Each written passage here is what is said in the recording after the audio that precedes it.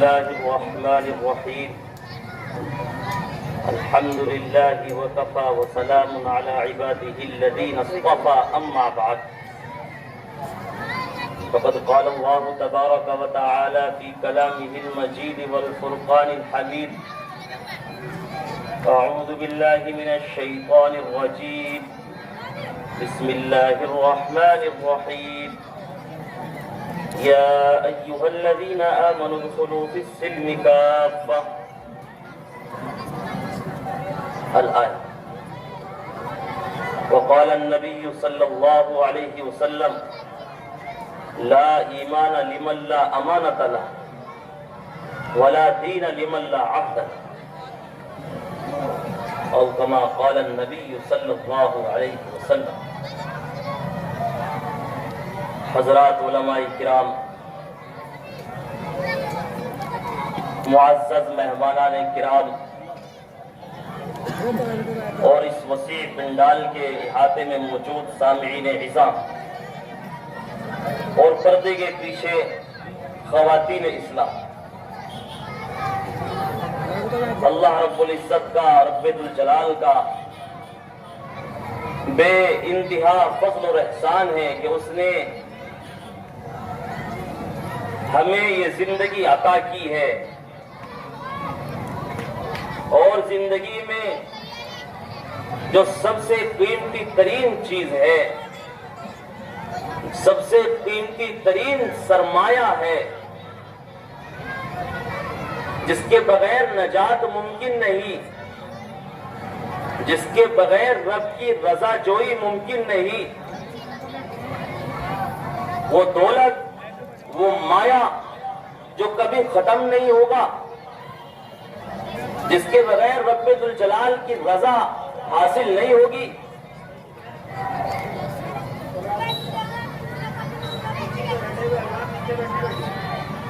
اس بات ہوگی. کرسی پہ بیٹھے ہوئے حضرات نیچے بیٹھے، اور جتنے بچے بیچ میں کھڑے یا تو ان کو یہاں سے بھگاؤ یا بٹھاؤ، اور سائیڈ میں جتنی بچیاں بالغ سائیڈ میں نظر آ رہی ہو اندر جائیں پردے میں، بالغ بچی باہر نظر نہ آئے. چھوٹی معصوم بچی 10 سال سے نیچے تک کی کوئی نہیں ہے، کچھ بھی نہیں ہے، لیکن بالغ بچی چہرہ تک نہ دکھائے اپنا. علماء کرام بیٹھے ہوئے ہیں اور چہرہ دیکھنا اور دکھانا دونوں حرام ہیں، اور جیسے اب حرام ہے ایسے ہی ان عورتوں کے لیے جن کا نکاح کسی مرد سے جائز ہے، مرنے کے بعد بھی چہرہ دیکھنا حرام ہے. یہ یاد رکھنا. ہمارے گاؤں کی عورتیں مر کوئی بھی جائے، چاہے اس سے بھی نکاح جائز ہو، اس کی بہن سے بھی ہو، اور اس سے اس کی خالہ سے بھی ہو، سب دیکھنے چلی جاتی ہیں. نہیں دیکھنے جانا چاہیے. بھائی دیکھ سکتا ہے، باپ دیکھ سکتا ہے، ماں دیکھ سکتی ہے، بہنیں دیکھ سکتی ہیں. وہ عورتیں کیوں دیکھتی ہیں آخر مرے ہوئے کو جن سے حرام ہے؟ بہرحال یہ بات الگ کی تھی. میں یہ کہہ رہا ہوں بالغ بچیاں پردے میں رہیں، نابالغ بچی باہر ہے تو رہیں. اور ہمارے جتنے بھائی دیکھیں کہ ہمارے پاس کوئی بچہ کھڑا ہوا ہے، وہ کھڑا ہوا نہ رہے. علماء کی توہین نہیں ہے آپ کے یہاں بچوں کا کھڑا ہونا. ایسے بیٹھو جیسے ہمارے سامنے نبی کریم صلی اللہ علیہ وسلم کی باتیں مدینہ منورہ سے آ رہی ہوں. نبی کی باتیں جب ہوتی تھی نا تو صحابہ ایسے بیٹھتے تھے کہ کوئی ہلتا نہیں تھا. کیوں نہیں مولانا؟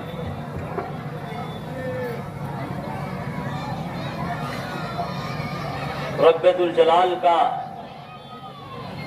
بے پناہ احسان ہے کہ اس نے ہمیں وہ قیمتی دولت عطا فرمائی. اس دولت کے اوپر جتنا شکر ادا کیا جائے اتنا کم ہے، اور اس کا شکر کے بارے میں علماء نے لکھا ہے کہ اگر پیدائش سے لے کر کے موت تک، پیدائش سے لے کر موت تک انسان اللہ تعالیٰ کا شکر ادا کرتا رہے، اس کی عظمت و کبریائی بیان کرتا رہے، اس کے سامنے سجدے کرتا رہے، تب بھی اللہ کی ایک نعمت کا شکر ادا نہیں ہو سکتا.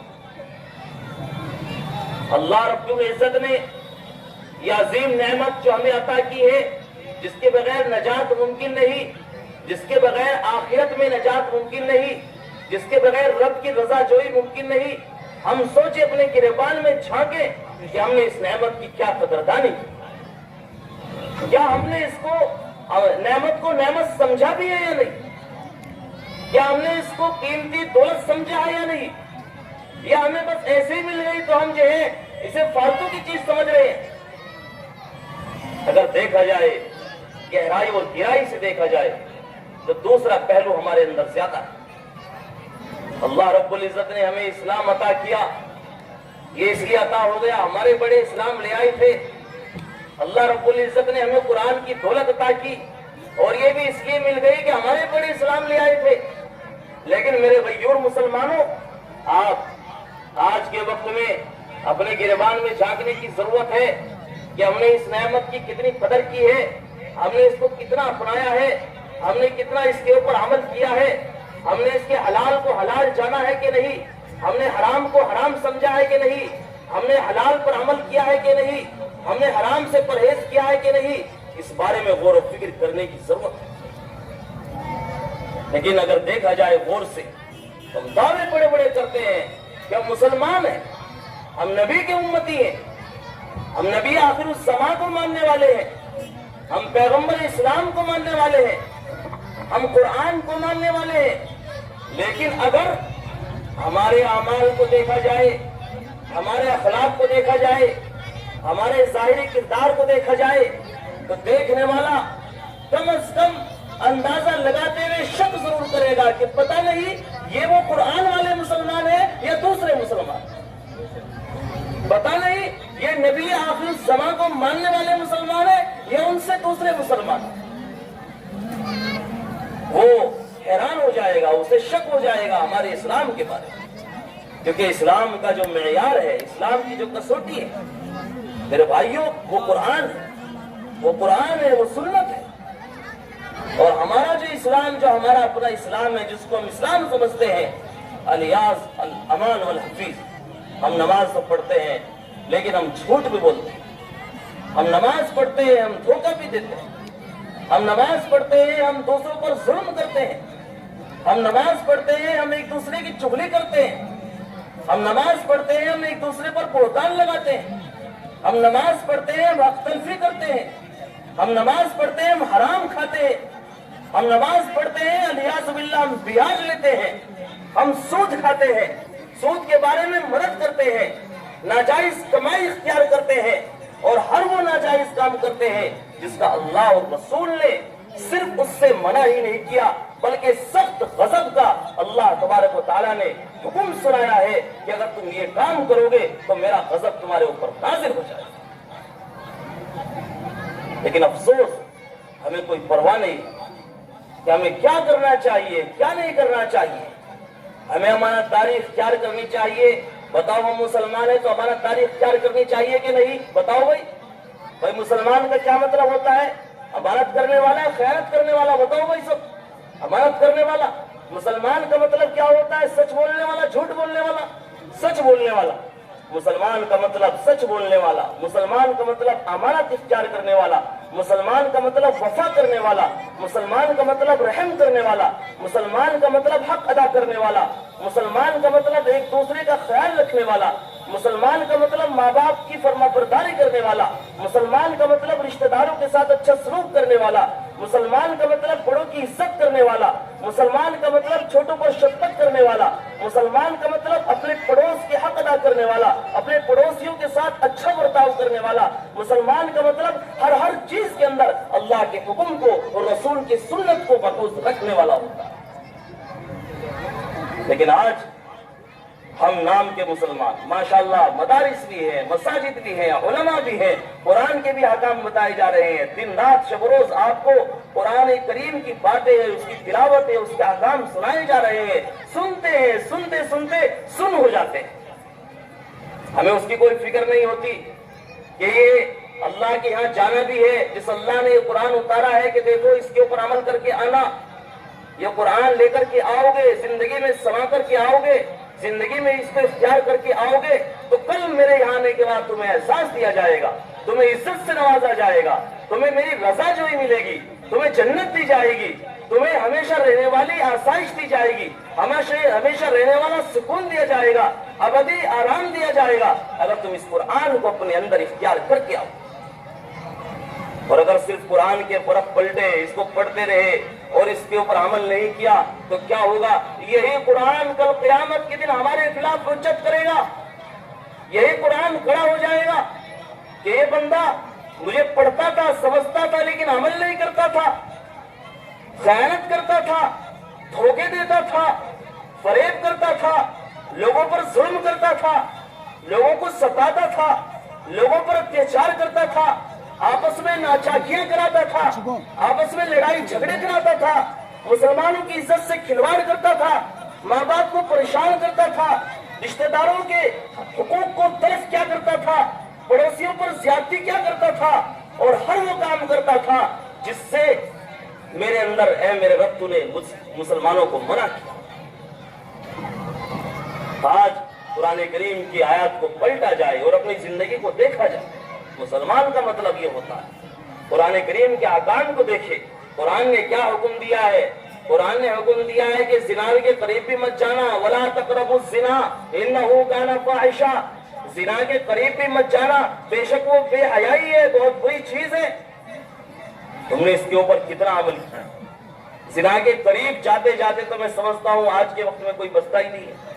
अभी हमारे हज़रत मौलाना इरशाद साहब दामत बरकातुहुम आलिया कितने अच्छे अंदाज से बता रहे थे कि अजनबी, इसका अजनबी का चेहरा मरने के बाद भी देखना आ रहा। ये कुरान का हुक्म है, ये पर्दे का हुक्म क्यों है? ये इसी आयत की वजह से, इसी हुक्म की वजह से, ये ताकि जिना के करीब भी न जा सके, इसलिए पर्दे का हुक्म दिया गया है कि अजनबियों से पर्दा करो। जो तुम्हारे ज़ोरहम महरम नहीं है, जो तुम्हारे खूनी रिश्तेदार नहीं है, उनसे पर्दा करने का हुक्म दिया गया है। और ये पर्दे का हुक्म इसलिए दिया गया ताकि तुम्हारी इफ्फतें महफूज रहे, तुम पाक दामन न हो, तुम्हारी इस्मतें महफूज रहे, तुम्हारा दामन बचा रहे, तुम्हारी इज्जत महफूज रहे। इसलिए ये हुक्म दिया गया है ताकि जिना के दरवाजे मसदूद हो जाए, बंद हो जाए। तो ये वला तक़रबु जिना में उलमा ने लिखा है कि इसके अंदर ये भी दाखिल है, आदमी गलत तरीके से निगाह डालता है, गैर महरम को देखता है, गलत तस्वीरों को देखता है, नंगी तस्वीरों को देखता है, पहुंच तस्वीरों को देखता है, और देख करके उसके दिमाग में गलत तस्वुरात आते हैं, गैरत ख्यालात आते हैं, नाजायज ख्यालात आते हैं। तो ये वला तक़रबु ज़िना में दाखिल है, ये भी इसमें शामिल है। लिहाजा गलत जगह पर देखना, नाजायज तस्वीरों को देखना, नंगी तस्वीरों को देखना, मोबाइल को गलत इस्तेमाल करना, ये भी इस आयत का जुज़ है और ये भी इसके अंदर दाखिल है। आज हम अपने गिरबान में जाके हर आदमी अपने बारे में सोचे कि हम क्या इस कुरान करीम की इस छोटी सी आयत के ऊपर अमल कर रहे हैं कि नहीं। बताओ भाई, अमल कर रहे हैं? अगर गौर करेंगे, हमें सबको पता है कि कुरान की छोटी सी आयत के ऊपर भी हमारा अमल नहीं है। हमारे अंदर से निकल चुका, बेहयाई पैदा हो चुकी, जिसका नतीजा है आज ज़िनाकारी बहुत ज्यादा बढ़ चुकी है। आज नामो नसब तक का मसला खड़ा हो गया। मैं तो यहां तक कहता हूं सिर्फ इस बेहयाई की वजह से और इस आयत पर अमल न करने की वजह से हमारे नाम और नसब भी महफूज नहीं रहेंगे। अगर हम इस आयत पर अमल नहीं करेंगे तो कुरान करीम ने मेरे भाइयों ये हुक्म दिया कि जिना के करीब भी मत जाना, जिना के दवाई जिना इसके अंदर दाखिल है। गलत जगह मत देखना, गलत जगह मत ताकना, गलत नियत से किसी को मत झांकना। अगर तुम झांकोगे तो तुम खुद जिना के करीब जा रहे हो और कुरान करीम के इस हुक्म की खिलाफ वर्जी कर रहे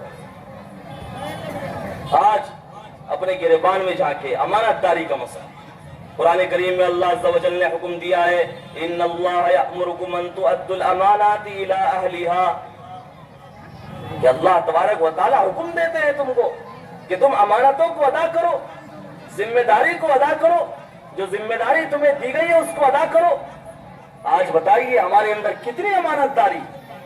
अपने गिरबान में जाके अगर हमें कहीं का जिम्मेदार बना दिया जाए, कोई अमानत हमें दे दी जाए तो हम उसको कितना उसकी हिफाजत करेंगे। अफसोस की बात तो ये है कि अमानत से पहले ही दिल में खयानत का तस्वुर आने लगता है। और अल्लाह के नबी अलैहिस्सलातु वस्सलाम ने इरशाद फरमाया, ला ईमान लिमन ला अमानत अला, कि जिसके पास अमानतदारी नहीं है, जिसके पास दयानतदारी नहीं है, उसका कोई ईमान नहीं है, उसके ईमान के ऊपर सवालिया निशान है, उसके ईमान का मसला खड़ा है। हम अपने आप को ईमान वाला भी कहते रहे और खैरत भी करते रहे, ऐसा नहीं हो सकता। अगर खैरत करोगे, किसी के माल को हड़पोगे, किसी की अमानत में खैरत करोगे, अमानत चाहे कोई भी हो, चाहे आप गांव के जिम्मेदार हो, ये भी अमानत है, आप घर के जिम्मेदार हो, ये भी अमानत है, आप मस्जिद के जिम्मेदार हैं, ये भी अमानत है, आप मदरसे के जिम्मेदार हैं, ये भी अमानत है, आप किसी महकमे के अफसर हैं, ये भी امانت ہے. آپ کسی جگہ کی سیکریٹری ہیں یہ بھی امانت ہے. آپ کسی جگہ کے ناظم ہیں یہ بھی امانت ہے. ہر ذمہ داری امانت ہے اور ذمہ داری کو اس کے اصول کے ساتھ ادا کرنا یہ اللہ تبارک و تعالیٰ نے حکم دیا ہے. ان اللہ یأمرکم ان تؤدوا الامانات الی اہلھا. اللہ تبارک و تعالیٰ فرما رہے ہیں, تمہیں حکم دے رہے ہیں کہ امانتوں کو ان کے اہل کے سپرد کرو, ان میں خیانت مت کرو, ذمہ داریوں کو ذمہ داری کے ساتھ ادا کرو. آج تو افسوس ہے کہ ہم سوچتے ہیں بھائی گاؤں کے پردانے مل جائے گی, موقع مل جائے گا کچھ حاصل کرنے کا, کچھ ہڑپنے کا. پہلے ہی نیت ہوتی ہے, پہلے ہی نیت کے اندر فساد ہوتا ہے. تو بتائیے بھائی خیر کا کوئی راستہ ہے؟ بتاؤ بھائی خیر کا کوئی ڈھنگ ہے؟ اگر جب پہلے ہی نیت خراب ہو جائے گی, پہلے ہی کہ بھائی میں ممبر بن جاؤں, میں پردھان بن جاؤں, میں ناظم بن جاؤں, میں فلان جگہ کا ذمہ دار بن جاؤں, اور نیت کے اندر پہلے ہی فساد ہے, تو بتاؤ بھائی کیا اللہ کی مدد رہے گی؟ مدد رہے گی کیا؟ بتاؤ بھائی پانچنے والوں. نہیں, اللہ تبارک و تعالیٰ کی مدد ہی نہیں بلکہ ہو سکتا ہے اللہ تبارک و تعالیٰ کا غضب اتر جائے. اگر خیانت کرو گے, اگر دھوکہ دو گے, اگر فساد کرو گے, ذمہ داریوں کو ذمہ داری کے طریقے سے ادا نہیں کرو گے, تو اس کا نتیجہ یہ ہوگا کہ اللہ کی طرف سے وبال اترے گا, بے برکتی آئے گی, برکت ختم ہو جائے گی. کمائی کرو گے اس میں برکت نہیں ہوگی. اجی روزانہ 1,000 روپے کما رہے ہیں لیکن پتہ ہی نہیں چلتا ہے. 1,00,000 روپے کما رہا ہے جی بچہ لیکن پتہ ہی نہیں چلتا ہے. اجی 100 بیگھے زمین ہے لیکن گھر کا خرچہ ہی پورا نہیں ہوتا ہے. کیوں نہیں ہو رہا ہے بھائیوں؟ اس کی وجہ کیا ہے؟ اس کی وجہ یہ ہے کہ ہم نے امانت داری کو چھوڑ دیا. ہم نے خیانت, جب دل کے اندر خیانت آ گئی, دھوکہ آ گیا اور لوٹ آ گیا, تو اب اس سے اللہ تبارک و تعالیٰ کی طرف سے اس کی برکت کو اٹھا لیا جاتا ہے. تو اسی لیے اللہ کے نبی علیہ الصلوۃ والسلام نے ارشاد فرمایا, لا ایمان لمن لا امانت له, کہ جس کے پاس امانت نہیں ہے اس کا کوئی ایمان نہیں, اس کا کوئی ایمان نہیں ہے. تو میرے بھائیوں بتاؤ امانت داری اختیار کرو گے کہ نہیں؟ میں زیادہ طویل وقت کے لیے نہیں آیا بلکہ صرف 1-2 بات کہنے کے لیے. میرے بھائی مولانا فرحت صاحب جو میرے خالہ زاد بڑے بھائی ہیں ماشاءاللہ, ان کی بڑی محنتیں ہیں ہمارے ساتھ بھی, مدرسے کے ساتھ بھی, اور اب ماشاءاللہ آپ کے ساتھ ان کا بڑا تعاون, بڑی سرپرستی ہے. بڑی طبیعت خوش ہوتی ہے جب سے ماشاءاللہ مولانا فرحت عمر صاحب کی سرپرستی حاصل ہوئی. پہلے سے مولانا یوسف صاحب کی سرپرستی تھی اور اس کے بعد مزید اس میں ڈبل پاور ہاؤس لگ گیا ہے. الحمدللہ مدرسے میں 4 چاند لگانے کے لیے انہوں نے دن رات ایک کیا ہے, شب و روز ایک کیا ہے. نہ دن کو دن سمجھا ہے, نہ رات کو رات سمجھا ہے. کسی بھی طرح آپ کا یہ مدرسہ ترقی پر پہنچ جائے, اور یہ امانت کو ادا کرنا, یہی امانت کو ادا کرنا کہ انہوں نے کس طرح نہ دن کو دن سمجھا ہے, نہ رات کو رات سمجھا ہے, صرف مدرسے کی ترقی کے بارے میں سوچا ہے کہ یہ مدرسہ کس طرح ترقی حاصل کر جائے, کس طرح بن جائے, اس کے اندر جو اس کا دائرہ وسیع ہو جائے, اس کے اندر علم کا فیضان ہو جائے, یہ علم کا مرکز بن جائے, آنے والی نسلیں اس سے فائدہ اٹھا سکے. اس طرح انہوں نے اپنا دن رات ایک کیا ہے. میں ان کو مبارکباد پیش کروں گا. میرے بھائیوں یہی امانت داری کی فکر, یہی امانت داری کی فکر ہے. نہیں تو یہ بھی چاہ سکتے تھے بھائی پانچنے والے میرے ماموں مجھے لے آئے تو میں تو آرام سے رہنے کے لیے آیا ہوں, مجھے کیا ضرورت ہے. نہیں, انہوں نے, کیونکہ عالم ہے, عالم بھی متسلی عالم ہے, متبحر عالم ہے, اور علم کے اندر گہرائی اور گہرائی کے حامل. تو انہوں نے طے کیا کہ دن رات ایک کر کے پوری لگن, پوری تڑپ, پورے انہمام, پورے شوق اور پورے مالہ مالیہ کے ساتھ میں اس گاؤں کے اندر ایک ایسا علمی مرکز بناؤں گا جو ایک مثالی مرکز بن سکے, جس کا ایک نام روشن ہو, جس سے پانچلی کا نہیں بلکہ علاقے کا نام روشن ہو. الحمدللہ میں آپ کو مبارکباد دوں گا کہ آپ کی اس مدرسے کا نام دور دور تک جا رہا ہے, دور دور تک جا رہا ہے. مولانا یوسف صاحب نے بھی بڑی محنت کی, اور اب مولانا فرحت صاحب کے آنے کے بعد مزید اس میں 4 چاند لگ گئی. الحمدللہ ہمارے یہاں تاولی میں جو ایک مرکزی مدرسہ ہے, دارالعلوم دیوبند کے بعد جس کا نمبر آتا ہے, 2nd نمبر کا مدرسہ ہے, وہاں بھی پانچلی کا نام بہت اوپر ہے. وہاں یہاں کے پڑھنے والے بچے, یہاں کے کئی بچے ماشاءاللہ کل مفتیت کی انہوں نے سند حاصل کی آپ کے گاؤں کے, وہ سب اسی مدرسے کا فیض ہے, اصل بنیاد یہی سے. تو میں مبارکباد پیش کروں گا آپ کو بھی, اور خاص طور سے مولانا یوسف صاحب اور مولانا فرحت عالم صاحب کہ انہوں نے دن رات ایک کیا اور اس مدرسے کو ترقی پر پہنچایا, اور ترقی پر پہنچاتے علمی اعتبار سے ترقی علمی اعتبار سے زیادہ کی ہے. اور انشاءاللہ دعا کریں گے تعمیری اعتبار سے بھی ترقی ہوگی، لیکن اصل ترقی علمی ترقی ہے۔ آج علمی ترقی کا نتیجہ ہے کہ آپ کے اس مدرسے کے پڑھنے والے جو بچے تھے آج مفتی بن رہے ہیں، آج عالم بن رہے ہیں، آج محدث بن رہے ہیں، آج مفسر بن رہے ہیں، آج جگہ جگہ ان کے بیانات ہو رہے ہیں، آج جگہ جگہ ان کا فیض جاری ہے۔ یہ میرے بھائیوں یہ انہی کی برکات ہے، ان کے اساتذہ کی برکات ہے۔ مولانا یوسف صاحب دامت برکاتہم العالیہ، مولانا فرحت عمر صاحب اور اسی طرح ان کے تمام اساتذہ، میں ان کو مبارکباد پیش کروں گا اور مزید امید کریں گے کہ انشاءاللہ یہ اس گاؤں کے اندر ہی نہیں بلکہ اس علاقے میں آپ کا یہ مدرسہ ایک مثالی اور ایک زبردست نمونے کی شکل اختیار کرے گا انشاءاللہ تعالی۔ دعا ہے اللہ رب العزت سے اللہ تبارک و تعالی ہم سب کو اس ادارے سے مکمل طریقے سے فیضیاب ہونے کی توفیق عطا فرمائے۔ اصل بیان تو حضرات علماء کرام کا ہوگا، مولانا یامین صاحب جو ہم سب کے جو ہے مخدوم ہیں اور ماشاءاللہ بزرگ ہیں، وہ تشریف لا چکے ہیں، دارالعلوم دیوبند کے مبلغ اعظم ہیں، ان کا بیان ہوگا، آپ ان کا بیان غور سے سنیں اور حضرت جو بھی کہیں اس کے اوپر عمل کریں گے انشاءاللہ۔ وآخر دعوانا الحمدللہ رب العالمین۔